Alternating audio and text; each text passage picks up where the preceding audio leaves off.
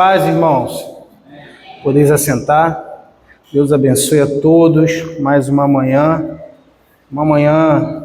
em que nós vamos mergulhar em mais um texto. A gente está com esse plano de pregações em Colossenses. Eu quero pedir que você abra na carta do apóstolo Paulo aos Colossenses, no capítulo 1, do versículo, quem lembra, versículo hoje 15 ao 17, irmãos. É uma alegria, mais uma manhã, aos irmãos que não me conhecem, Andriesse, meu nome, estou com a Paula ali, minha esposa, e já fazemos parte dessa família linda de Pachecos. Então, como a gente está estudando toda semana essa carta aos Colossenses, a gente está meditando nela, a gente está refletindo nela, e a gente percebe que tudo gira em torno de Cristo. E hoje a gente vai perceber que também Cristo, ele é aquilo que tudo começa, tudo existe e tudo subsiste nele. A nossa vida precisa estar nesse parâmetro, em entender que tudo começa em Cristo, que ele é tudo para nós e que todas as coisas, além de terem sido criadas por ele, irmãos, subsiste nele. E nós vamos continuar expondo essa carta e pensando nesse tema. Cristo, tudo começa, tudo existe e tudo subsiste nele. A partir do versículo 15 até o versículo 17, a gente vai ler esse texto, vamos ler de maneira responsiva. O pastor já orou. Eu peço que você, em reverência à palavra de Deus, continue assentado, mas lendo em reverência. Eu vou ler o verso 15, os irmãos o verso 16, e nós leremos todos juntos o verso 17.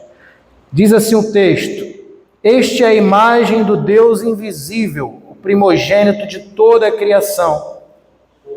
Nele foram criadas todas as coisas, nos céus e sobre a terra, as visíveis e as invisíveis, sejam tronos, sejam soberanias, quer principados, quer potestades, tudo foi criado por meio para ele. Todos. Ele é antes de todas as coisas. Nele tudo subsiste. Amém. Nós vimos na semana retrasada e na semana passada, e nós vimos na semana retrasada um episódio que nós entendemos como episódio do Cristoflix, né, que eu denominei aqui, os irmãos, não é Netflix, é Cristoflix. E no primeiro episódio a gente viu o Evangelho e os seus efeitos, o Evangelho e seus resultados, aquilo que ele traz para nós como resultado, o poder que o Evangelho traz para nós, nesse capítulo 1 ainda. E semana passada a gente percebeu também, ainda nesse capítulo 1, sobre a redenção, sobre o Cristo, que é o Redentor, em quem nós achamos, então, a remissão dos nossos pecados.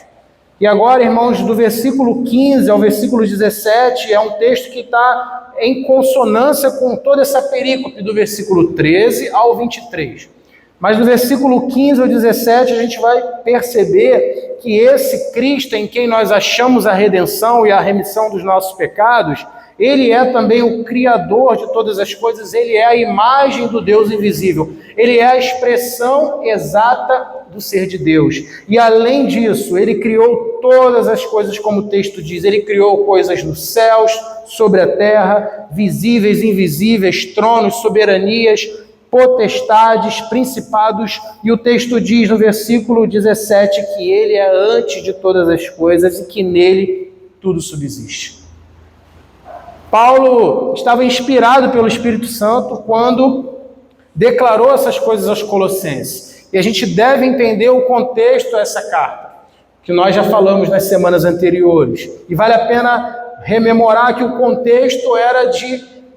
aquela comunidade estava, através dos falsos mestres, ensinando em que Cristo não era suficiente, em que era necessário sempre algo mais, ou o cerimonialismo religioso judaico, ou o apego às tradições, ou até mesmo aos principados, aos anjos em que aquela comunidade estava tendenciosa a adorar. E nesse contexto de uma relação mística com toda essa religiosidade, com todas essas heresias, tudo isso ofuscava, desabrilhantava o brilho da pessoa e da deidade, da divindade de Cristo. E por isso Paulo, do versículo 13 ao versículo 23, traz a importância de colocar Cristo no centro. De colocar não somente Cristo no centro, mas Cristo como sendo o Criador, inclusive dos anjos, dos principados, das potestades que os falsos mestres ensinavam a adorar. E não só Cristo como Criador, mas aquele que estava desde o princípio. Aquele que, como o versículo 17 diz, é antes de todas as coisas. Aquele que estava, como João disse no capítulo 1, aquele que era o Verbo, aquele que era o Logos. Esse é o próprio Deus. Então era necessário, por parte do apóstolo Paulo, trazer a divindade de Cristo para aquela comunidade entender que Cristo é o próprio Deus e que Cristo é suficiente para eles. E o termo imagem aqui no versículo 15 é interessante porque traz a ideia de reprodução exata de Deus. Traz a ideia de ser o próprio Deus, de ser a essência, o âmago. Então Cristo, ele é o próprio Deus, como a gente vai ver, inclusive em João capítulo 1. E o termo primogênito, irmãos, não se refere a apenas Cristo como uma criatura. E Cristo não foi criado, ele é um ser incriado, ele é o próprio Deus. Então, primogênito traz a ideia, quando o texto fala no versículo 15, que ele é o primogênito de toda a criação, não apenas que ele já existia, mas que ele deve ser colocado como centro, como a primazia de tudo. Então, ele é a imagem do Deus invisível, significa que Cristo é a expressão exata do ser de Deus. Quer conhecer como é Deus, conheça o próprio Cristo, o Verbo encarnado, o Deus encarnado. Então Paulo quer reafirmar essa deidade, essa divindade de Cristo, que era colocada em xeque naquele tempo. Ninguém nunca viu a Deus senão pelo próprio Jesus. Se nós abrirmos em João capítulo 1, verso 18, a gente vai ver esse texto em consonância com esse do apóstolo Paulo. O texto diz, olha, ninguém jamais viu a Deus, o Deus unigênito que está no seio do Pai é quem o revelou. Ou seja, quando Paulo diz que ele é a expressão exata, ele é a imagem do Deus invisível, ele está querendo dizer, irmãos, Cristo é o próprio Deus, ninguém jamais viu a Deus se não foi pela revelação de Jesus pelo próprio Pai. Então não há um outro meio de conhecer, daquela comunidade, conhecer a Deus, se não fosse pela própria revelação de Jesus. Então Deus em si mesmo, em sua majestade nua, é invisível e que não apenas aos olhos do corpo, mas também aos entendimentos dos homens, irmãos. E este é revelado somente na pessoa de Cristo, para que a gente possa ver Deus como que um espelho na pessoa de Cristo. Pois em Cristo nós vemos o Deus que mostra vários atributos. A sua bondade em Cristo, a sua justiça em Cristo, a sua sabedoria em Cristo, o seu poder, em suma, em todo o seu ser.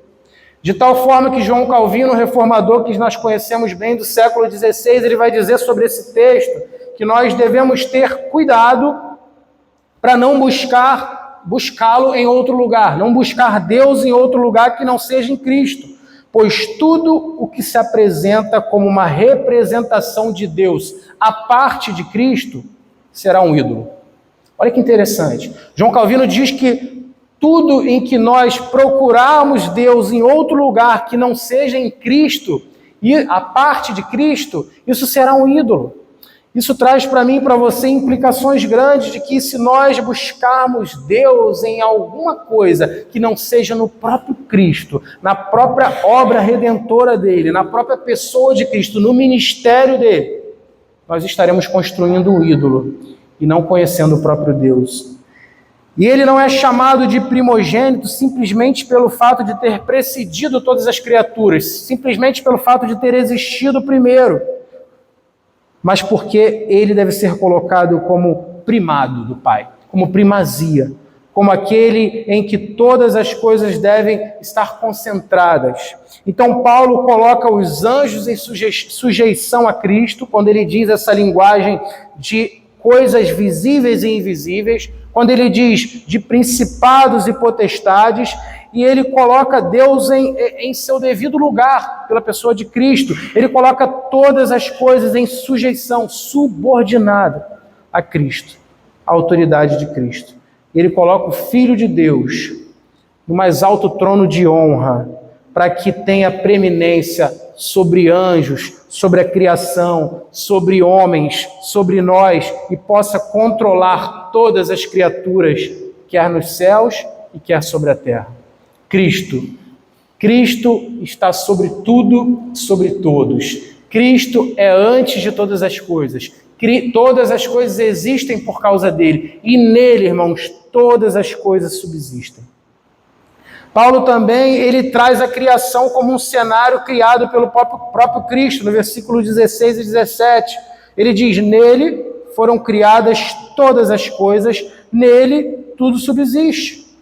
Isso coloca como falácia todas as teorias diversas que nós temos nos dias de hoje sobre a criação. Quando o texto diz que Cristo criou todas as coisas, exatamente todas as coisas, porque Ele era o próprio Deus e Ele estava desde a criação. E o apóstolo Paulo reafirma isso de maneira convicta, porque os falsos mestres em Colossos viram Jesus como o primeiro e mais importante emanações de Deus, apenas como uma emanação de Deus. Os falsos mestres entendiam, os agnósticos e algumas seitas ainda hoje em dia, irmãos, como o Testemunha de Jeová, entendem que Cristo foi apenas uma emanação de Deus, foi apenas um ser iluminado, foi apenas uma figura importante que tinha em si a sua bondade, a sua generosidade, viveu uma vida bacana entre nós e pregou o amor. Mas Paulo rejeita essa blasfêmia, insistindo que por ele todas as coisas foram criadas, que ele é o próprio Verbo, que ele é o testemunho da natureza do próprio Deus.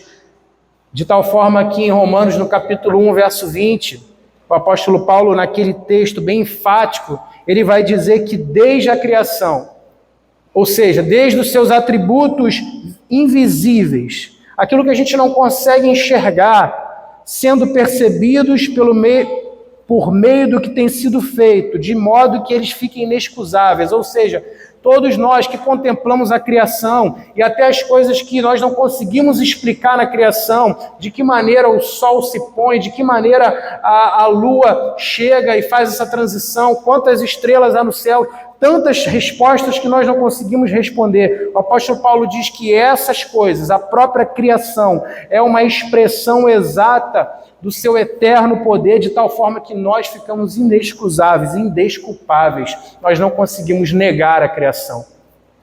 É a revelação do próprio Deus. Uma outra razão para o primado de Jesus Cristo é que da criação é que nele tudo subsiste. Ou seja, isso significa o quê, irmãos? Que ele não apenas criou o universo, ele não apenas estava na criação, desligou o disjuntor, saiu e ficou de bastidores olhando o que o mundo aconteceria, como dizem os ateístas, os deístas.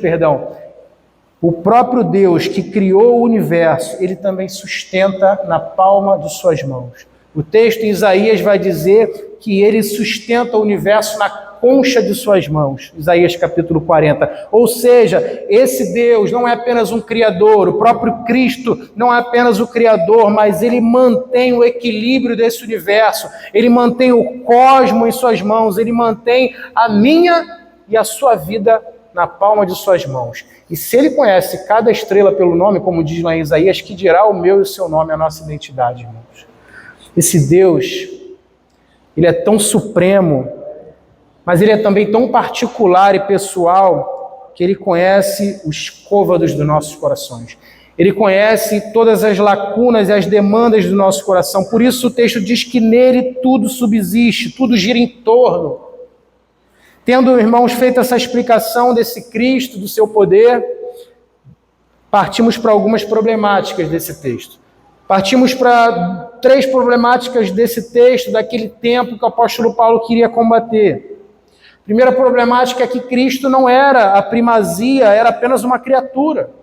Então, aquele povo, a comunidade dos Colossos, em quem Paulo elogia no capítulo 1 que sua fé está crescendo, que o evangelho está frutificando, estava correndo o risco de ser contaminado com a seguinte mentira, de que Cristo não era a primazia, de que era apenas uma criatura, de que era apenas um ser iluminado, e de que nós precisaríamos, de alguma forma, através de tradições, através de cerimonialismo, através de práticas religiosas que a gente vai ver futuramente nos outros capítulos da carta, ofuscar a glória de Cristo. Sempre algo mais. Uma segunda problemática daquele tempo é que Cristo era insuficiente. Cristo era insuficiente. Por isso que o apóstolo Paulo vai fazer questão de, nesse texto, do versículo 13 ao versículo 23, ele colocar Cristo no centro, para que o povo entenda que Cristo basta. Lembra do primeiro sermão? Cristo basta. E essas são as problemáticas daquele texto. Mas a graça de Deus, ela é revelada nesse texto também. Não é só os problemas, não é só a problemática. A própria graça de Deus, irmãos, vai revelar que o Logos, o Verbo, o próprio Deus, ele encarnou. Ele viveu naquele tempo. Ele pisou naquele chão. Ele talvez foi uma criança que chorou como a sua.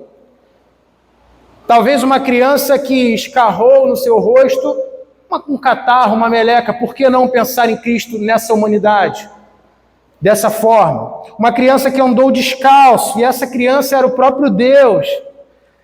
Essa é a graça de Deus se revelar através da pessoa de Jesus, através do Verbo encarnado, a expressão exata do seu ser que viveu entre nós. E para calar toda essa falácia dos colossenses, Paulo precisava apresentar esse Cristo como sendo o próprio Deus e suficiente para o problema de toda a humanidade. Agora, a gente deixa de olhar para os tempos do apóstolo Paulo, a gente deixa de olhar para os tempos bíblicos e olhamos para o nosso contexto, para as problemáticas do nosso tempo, que são similares, semelhantes e, digo, até iguais. E a primeira problemática é que a sociedade, o nosso tempo, irmãos, não busca na fonte de tudo, que é Deus, o próprio Cristo. Você consegue perceber? A sociedade, ela não tem esse entendimento, os perdidos não buscam em Deus a solução para os seus pecados, porque ofende, porque revela.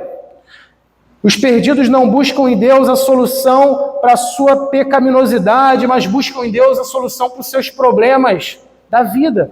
Mas todos os nossos problemas da vida, irmãos, giram em torno do problema principal que reside em nós, que é o problema do pecado. Então, a sociedade não busca em Deus, não busca em Cristo. Mas a gente leu nos Evangelhos, no capítulo 14 de João, que somente há um caminho para Deus. E o caminho é Cristo. Ele é o único caminho, Ele é a única verdade e a única vida. Então, esse é o problema para muitos que não assumem Cristo como seu Senhor. E o carnaval está chegando. E muitos vão buscar essa paz, vão buscar esse prazer, vão buscar essa resolução momentânea dos seus problemas, vão buscar nas festas, nos blocos, nas noites perdidas de sono, a satisfação pessoal. E muitos não buscam a Cristo. E muitos não buscam a Deus. Mas há uma segunda problemática. A segunda problemática é que muitos é o outro extremo. Vem Deus em tudo, em todas as religiões. Tudo é Deus, o amor é Deus, Deus é tudo para mim. Para essas pessoas, irmãos, Deus está na natureza, Deus está nas igrejas cristãs, Deus está nas seitas, Deus está nos rituais macabros, Deus está também no meu coração. Já ouviu isso? Deus está no meu coração. E Deus também está no local que eu vou. E Deus também está lá Deus está em todos os lugares para essas pessoas. Está no coração dos malfeitores, está na lei, está no crime, e de tal forma que essas pessoas chegam a assumir erroneamente, cegas pelo pecado, o seguinte: eu vivo pecando, mas Deus sabe do meu coração. Essa frase é uma frase muito conhecida, que a gente pode ter ouvido ou ainda vai ouvir. E essas falácias, irmãos, relativistas, demonstram o nível de cegueira humano. Demonstram aquilo que nós fomos, incapazes de enxergar Cristo. E demonstram também que só é possível enxergar a beleza de Cristo através do Espírito Santo que nos ilumina para isso. E a terceira problemática chega até nós. A terceira problemática é que os cristãos não reconhecem Cristo como a sua primazia na vida prática. E não se ofenda quando eu digo os cristãos, é porque de alguma forma eu e você ofuscamos a glória de Cristo, tiramos o brilho dele, tiramos aquilo que ele é, quando nós não colocamos ele no primado da nossa vida, como primazia. E por isso Paulo se vê na necessidade de escrever isso aos Colossenses. E nós espelhamos esse povo quando hoje nos vemos na dificuldade de colocar Cristo como centro do nosso coração. Quantas vezes queremos ser a primazia da nossa vida? Quantas vezes queremos ser o centro dos nossos problemas, das nossas resoluções? Quantas vezes queremos solucionar os nossos problemas com as nossas forças? Eu queria que você pensasse quantas vezes você quis demonstrar pelo ato da sua força um ato heróico.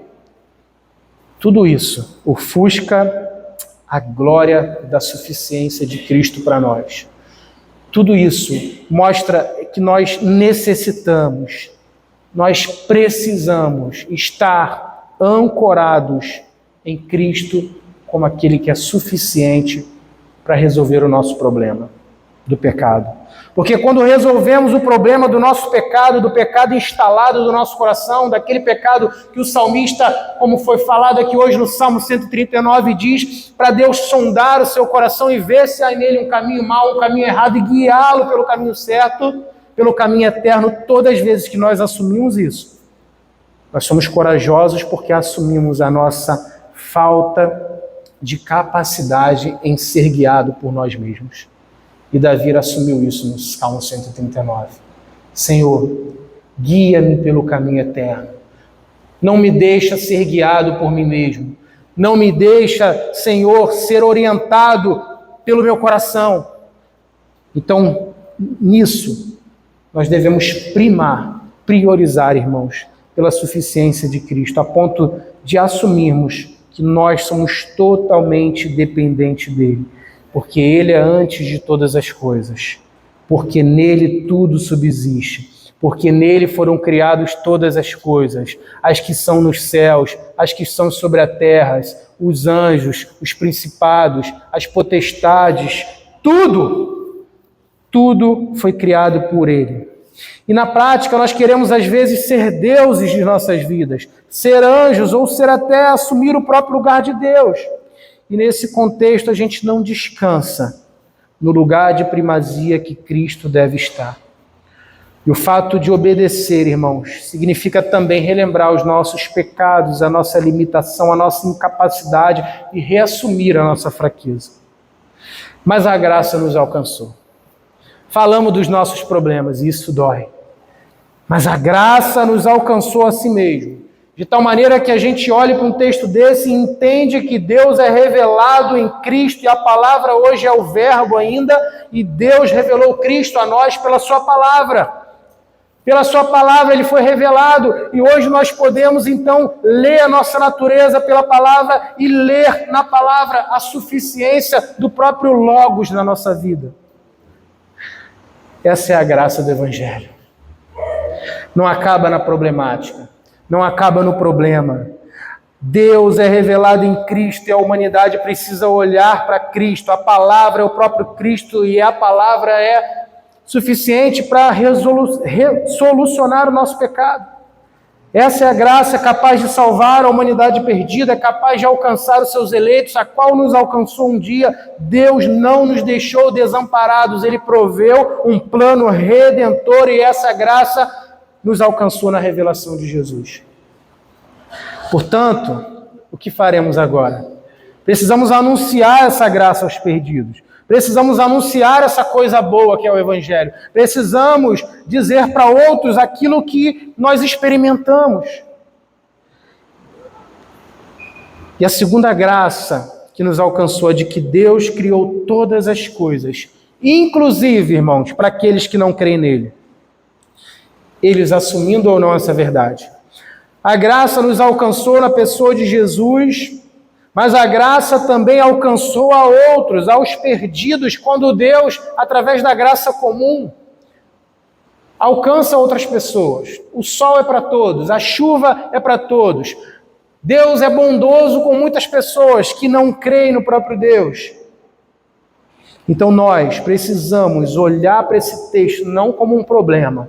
O problema foi resolvido na cruz. Mas olhar para esse texto com um olhar futuro de como viveremos a anunciar essa graça que foi revelada pelo próprio Jesus, de tal forma que ele está acima de tudo e que nele tudo existe e que só por causa dele as coisas subsistem, senão estaríamos perdidos. Anunciar isso às outras pessoas, porque a graça comum alcançou eles também.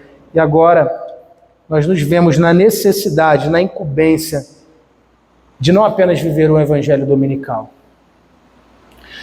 de viver um evangelho que reflita essa graça na pessoa do Cristo, que é suficiente para mim e para a sua vida. Então pare de achar que tem solução para tudo sem Ele. Pare de ofuscar a glória de Cristo com as suas forças que são limitadas. Pare de não querer esperar o tempo de Deus para a sua vida. Deleite-se em Cristo. Confie nele e dependa dele, meu amado irmão. Que Deus te abençoe e que Deus reafirme essa verdade em nosso coração. Eu vou orar e passo a palavra para o pastor aqui. Ore comigo.